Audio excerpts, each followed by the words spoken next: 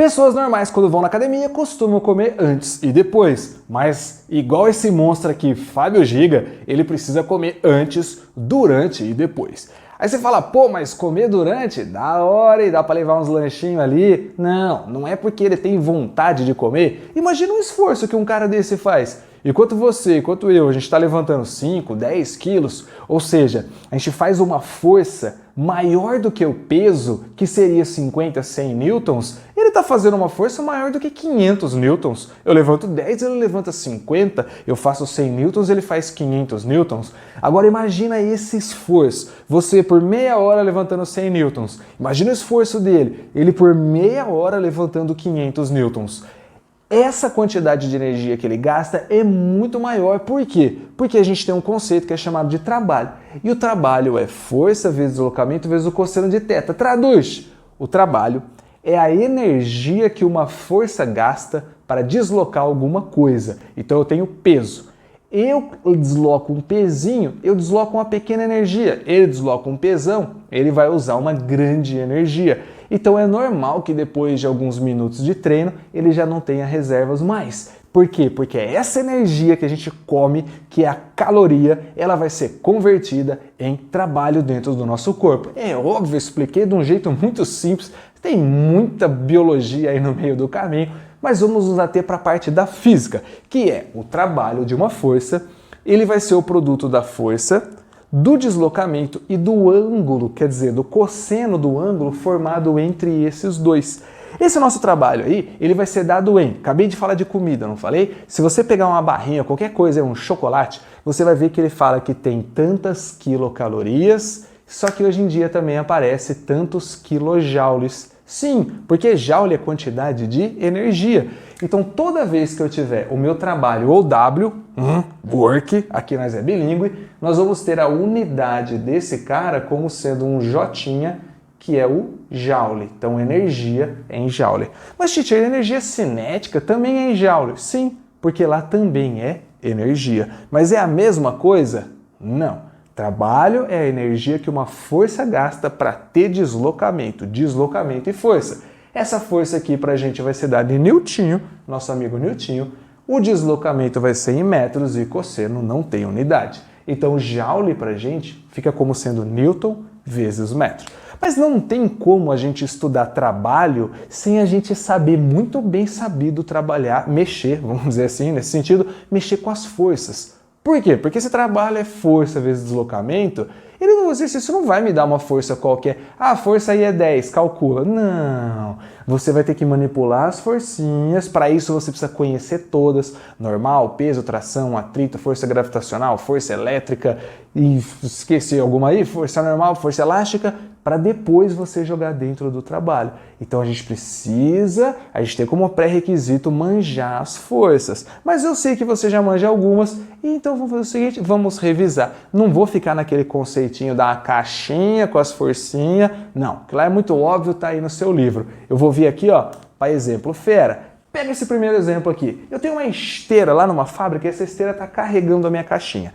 Se ela carrega a caixinha, eu falo, bom, pode ser alguém empurrando, pode ser uma cordinha, mas aí eu olho ali e vejo que não. Aquela caixinha, ela está sendo arrastada, ela está andando, ela tem um movimento aqui para a direita, sem que nada esteja empurrando ela. Aí você olha e fala, mas teacher, a caixinha está em contato com a esteira. Toda vez que tem contato, tem força normal e força de atrito. Show! A normal, ela vai ser perpendicular e ela está aqui para cima, sempre formando 90 graus com a superfície, não pode ser ela. Então tem que ser o atrito, mas o atrito não é contrário ao deslizamento? Cuidado! A gente estudou lá na aula de forças e principalmente na aula de atrito, que eu tenho dois tipos de atrito, o atrito motor e o atrito resistente. Só fazendo aqui um parênteses, atrito motor é quando a superfície gera movimento. O pneu do carro que tem tração, o seu pé quando está andando é uma superfície gerando movimento. Atrito resistente é quando eu arrasto aquela superfície. Então, quando eu tenho, por exemplo, um carro que a tração é na roda da frente, a roda da frente gera atrito motor, ela faz com que ele se movimente. Atrito motor na mesma direção e sentido do movimento. A roda de trás, o pneu de trás, como ele está sendo arrastado, ele faz atrito resistente. Então ele vai contrário ao deslocamento. Show? Então atrito motor vai para o mesmo sentido da velocidade do deslocamento, atrito resistente vai para o sentido oposto ao movimento e ao deslocamento. Quando eu falo de movimento, a gente já pensa em velocidade e deslocamento, por quê? Vamos lá na cinemática vetorial. A cinemática vetorial diz que velocidade e deslocamento apontam sempre para o mesmo lado. Se eu tenho deslocamento para a direita, a velocidade também é. Se eu tenho deslocamento para a esquerda, a velocidade também é. Então aqui, quando eu disse que o movimento é para cá, para a direita, eu já estou dizendo para você que a velocidade é para a direita e eu estou dizendo também para você que o deslocamento é para a direita. Show! Então aqui eu tenho o meu deslocamento, ele é um vetor, desenhei ele para a direita. Acabamos de conversar sobre o atrito e esse atrito aqui vai ser um atrito motor e ele aparece também para a mesma direção e o mesmo sentido do movimento. Então eu tenho o atrito para a direita e o deslocamento para a direita. Agora nós vamos ver por que aparece esse cosseno.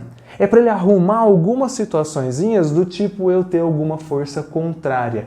Por enquanto, o que eu estou vendo aqui? Que o deslocamento e o atrito eles apontam para o mesmo lugar. Então se eu colocar o deslocamento para a direita e o atrito para a direita, o ângulo entre eles, θ, vai ser igual a 0 grau. E a gente sabe que o cosseno de 0 grau vale 1. Se o cosseno de 0 grau vale 1, como que fica a minha fórmula para esse atrito aqui? Vai ficar força vezes o deslocamento vezes o cosseno que vale 1.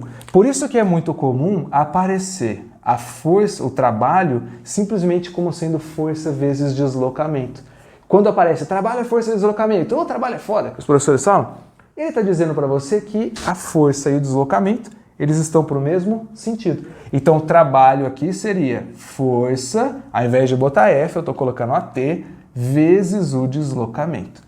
Trabalho, força, vezes o deslocamento. Teacher, cadê o cosseno? O cosseno vale 1, então ficou só força vezes deslocamento. Mas é estranho o atrito é contrário. Esse não é contrário. Esse atrito a gente chama de atrito motor. Nessa nossa frenagem, o carrinho tem 72 km por hora, 20 metros por segundo. Ele vai usar o freio convencional para ele parar. O que significa o freio convencional? As rodas são travadas. No que a roda é travada, o carro ele é arrastado.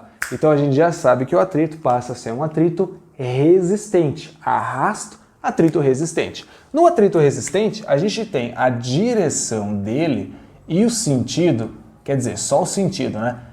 Oposto ao do deslocamento. Então, o meu atrito agora vai ser o atrito resistente para a esquerda, enquanto o meu deslocamento acontece para a direita. Lembrando, deslocamento e velocidade sempre na mesma direção. Agora, o que eu tenho é o deslocamento, alguma coisa para a direita, e a força, alguma coisa para a esquerda. Se isso aqui forma 0 grau, quer dizer que a hora que eu der uma volta e chegar do outro lado, eu vou formar 180 graus. Então aqui aparece um 180 graus. A gente sabe que o cosseno de 180 graus vale menos 1, certo? Se o cosseno de 180 graus vale menos 1, então naquela situação ali, nós vamos ter que o atrito, ele leva como trabalho força vezes deslocamento, vezes o cosseno de θ. Como o cosseno de θ vale menos 1, eu já vou colocar direto esse atrito como sendo negativo. Então o trabalho aqui do atrito vai ser menos AT vezes o deslocamento. É aí que você olha para a lousa nesse momento e fala, teacher, pera, tá estranho. Por que uma hora o atrito o trabalho é a força vezes deslocamento e uma hora é menos força vezes deslocamento? Simples, porque isso não é uma fórmula, isso é uma aplicação. A fórmula genérica é essa. O cosseno diz se a força é a favor ou contra o movimento. Nesse exemplo a favor, ele ficou positivo. Nesse exemplo contra, ele ficou negativo. Então isso não é fórmula, isso é a aplicação de uma maneira genérica. Então cuidado, o cosseno, ele está ali para te mostrar alguma coisinha que você pode tirar sem usar matemática. Você pode usar com a física. Ah, opa, força a favor, positivo, contrário, negativo. Também dá para usar assim. Show de bola? Então o nosso trabalho aqui fica como sendo menos atrito vezes deslocamento, Força de atrito, considerando como sendo constante. Agora eu vou pegar um próximo exemplo aqui, uma mala, aquelas malas de rodinha que você usa quando você vai viajar. Você vai pegar a força e você coloca ela aqui assim, ó. A sua força F, ela tá na diagonal. E a mala não vai na diagonal, ninguém anda, nem carrega a mala para cima. Ela vem arrastando, ela vai andando na horizontal. Então o deslocamento, o movimento dessa mala é para cá, ó, para a direita ali, para a horizontal também. Então o que eu vou fazer? Já que eu sei que eu tenho um ângulo, eu vou falar que o meu deslocamento, ele está nessa direção. Aqui aparece o deslocamento. E ali você já entendeu, você já percebeu que tem um ângulo entre a força e o deslocamento. Então, nesse caso, a gente vai usar a fórmula completa. É o único momento em que eu vou multiplicar o cosseno de θ, é quando existir o cosseno de θ. Mas 1 e menos 1 não existe? Existe. Mas já falei do lance do positivo e do negativo, às vezes a gente vai direto e ganha tempo. Nesse caso, então, eu preciso colocar força vezes o deslocamento vezes o cosseno de θ, porque existe ali de fato um ângulo θ. Show de bola? O próximo exemplo é um exemplo extremamente importante que você precisa anotar aí. Nós vamos fazer o seguinte, lá da cinemática vetorial, a gente entende que o deslocamento e a velocidade, eles estão sempre apontando para a mesma direção e mesmo sentido. E nós lembramos também mais uma coisa, a velocidade e o deslocamento, eles são sempre tangenciais. Então eu coloquei aqui o deslocamento e a velocidade paralelo entre eles, mas eles são tangenciais. Quando eu tenho uma órbita circular, se ela é circular, ela tem um raio. O raio é algo que liga a órbita ao centro. E aí eu consigo entender que exatamente essa coisinha que liga o centro ali na órbita é a força gravitacional. A força que aparece segurando o nosso satélite. Força gravitacional está para cá. Só que você olha e lembra de mais um conceito lá do nosso movimento circular. Você fala assim, teacher, mas espera, a força gravitacional, ela está no raio. O raio sempre forma 90 graus com a tangente. Sim, até aí estamos juntos.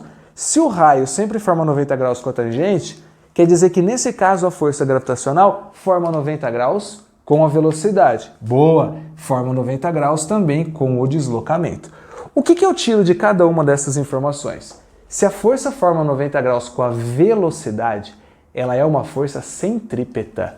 E o que está acontecendo aqui, você vê que a força sim aponta para o centro. Então toda força que forma 90 graus com a velocidade faz parte da força centrípeta. E ao mesmo tempo, o deslocamento, ele é paralelo com a velocidade. Então, ao mesmo tempo, essa força gravitacional que é centrípeta forma 90 graus com o deslocamento. Se forma 90 graus com o deslocamento, olha que lindo! A gente sabe que o cosseno de 90 graus é zero. Se o cosseno de 90 graus é zero, então eu vou fazer força vezes deslocamento vezes zero. Tudo que multiplica por zero dá zero. Então quer dizer que o trabalho dessa força aí vai ser nulo, zero. Eu multipliquei por zero, vai ser nulo. Mas, teacher, pera, você está me dizendo então que toda vez que eu tiver uma força centrípeta, o trabalho dela vai ser zero? Vai ser nulo? Sim, é o que eu estou dizendo para você. Pensa comigo, eu faço pouquinha força e eu consigo treinar de boa. Fábio Giga faz muita força, ele precisa de mais combustível. Então, toda vez que eu realizo muito trabalho, a energia acaba, eu preciso repor o combustível. O satélite fica girando, girando, girando em volta da Terra e nunca para.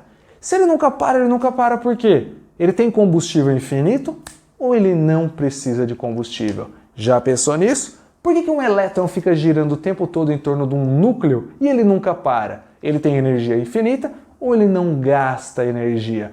A resposta para essas duas perguntas seria, eles não gastam energia. Então, como eles têm o 90 graus entre eles e o cosseno de 90 é zero, a energia gasta para eles girar é zero.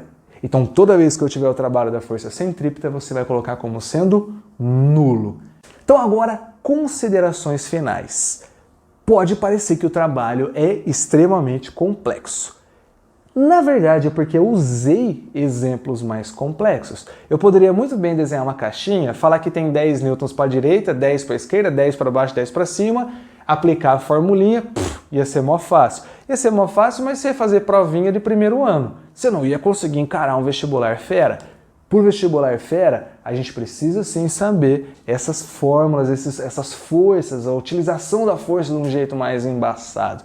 Então, estudar trabalho significa sim relembrar muitas das aplicações de força, muitas das aplicações também de cinemática vetorial. É um assunto com alguns pré-requisitos, mas eu sei que você dá conta.